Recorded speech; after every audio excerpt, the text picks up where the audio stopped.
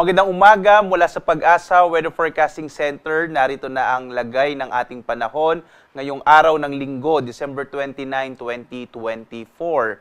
At tatlong weather systems nga nakakaapekto ngayon sa ating bansa. Ang Northeast Monsoon o amihan sa northern at bahagi ng Central Luzon, ang shear line o ito yung banggaan ng mainit at malamig na hangin na siya magdadala ng maulap na kalangitan, partikular na sa may bahagi, silangang bahagi ng Central at gayon din sa may Southern Luzon, kasama na dyan yung Kamaynilaan, at ang Intertropical Convergence Zone o ITCZ na siya namang nakakapekto sa Palawan, Visayas at Mindanao. Makikita nyo, wala po tayong minomonitor na anumang low pressure area sa loob at labas ng Philippine Area of Responsibility. Ngunit ang tatlong weather systems na ito ang magdadala ng maulap na kalangitan na may mga pag-ulan, lalong-lalo na sa may bahagi ng Central at Southern Luzon, gayon din sa may silangang bahagi ng Kabisayaan at ilang bahagi rin ng Mindanao.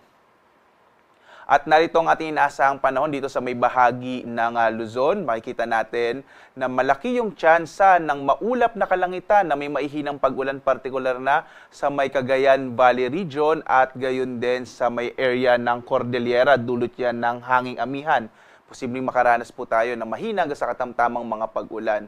Samantala, magiging maulap din yung kalangitan at malaki yung tsansa ng mga pag-ulan sa may bahagi naman ng Calabarzon, kasama din yung bahagi ng Aurora, ilang bahagi ng Bicol Region, kasama na rin yung Kamaynilaan, dulot pa rin ang pag-iral ng shear line. May mga lugar na posibleng makaranas ng mga moderate up to heavy rains at posibleng magkaroon ng mga biglaang pagbaha. At mag-ingat po sa mga biglaang pagbaha at mga pagguho ng lupa o mga flash floods and landslide. Lalong-lalo na yung may bahagi ng Quezon Province at gayon din sa ilang bahagi ng Bicol Region kung saan nakakaranas nga ng mga tuloy-tuloy na mga pag-ulan sa araw na ito.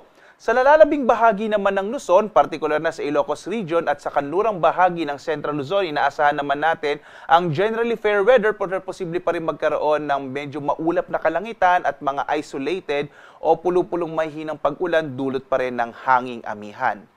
Agwat ng temperatura natin sa Lawag, 23 to 30 degrees Celsius. Sa Tuguegarao hanggang 26 degrees Celsius. Sa Baguio, nasa 15 to 24 degrees Celsius.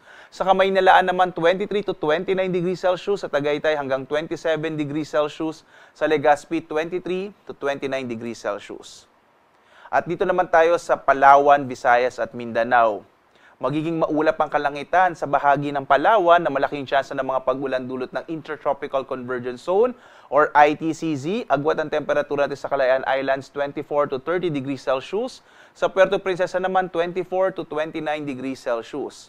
Magiging maulap din na mas malaking tsansa ng mga pag-ulan, lalong-lalo na sa may silangang bahagi ng Kabisayaan, dulot din ng Intertropical Convergence Zone. At ang agwat ang temperaturang maranasan dito sa may Iloilo ay 23 to 31 degrees Celsius, sa Cebu hanggang 31 degrees Celsius, habang sa Tacloban 24 to 29 degrees Celsius.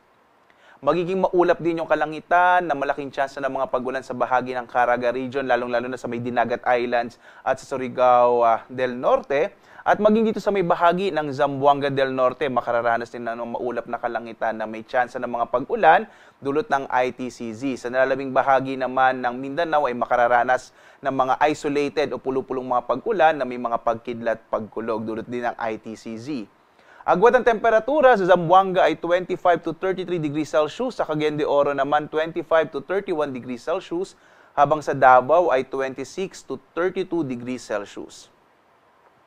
At dahil pa rin sa pag-iral ng amihan, tayo po ay may nakataas pa rin na gale warning. Ito yung babala natin sa malalaking pag-alon ng karagatan dahil nga sa malakas na pag-ihip ng hanging amihan. Delikado pa rin maglayag ang mga maliliit sa sakyang pandagat, partikular na sa mga baybay ng Batanes, ng lalawigan ng Cagayan kasama Babuyan Island, sa Isabela, hilagang bahagi ng Aurora, at gayon din sa mga baybay ng Ilocos Norte, Ilocos Sur, La Union at kanlurang bahagi ng Pangasinan. Sa mga kababayan natin, lalong-lalo na yung mga may maliliit sa sakyang pandagat, iwasan mo ng pumalaot sa mga bahagi ito ng ating bansa dahil magiging maalon ang karagatan at delikadong maglayag. At narito po ang ating inilabas sa weather advisory. Inaasahan natin bukas malaki yung tsansa ng mga katamtaman hanggang sa malalakas sa mga pag-ulan, partikular na sa bahagi ng Cagayan, ilang bahagi ng Cagayan, Isabela, Aurora, Quezon, at maging dito sa may Palawan, ayan ay dulot ng shear line at ilang bahagi ng intertropical convergence zone. Kaya bukas mag-ingat po sa mga posibilidad ng mga flash floods and landslides, partikular na sa mga bahaging ito kung saan inaasahan natin na posibleng magkaroon hanggang malalakas sa mga pag-ulan.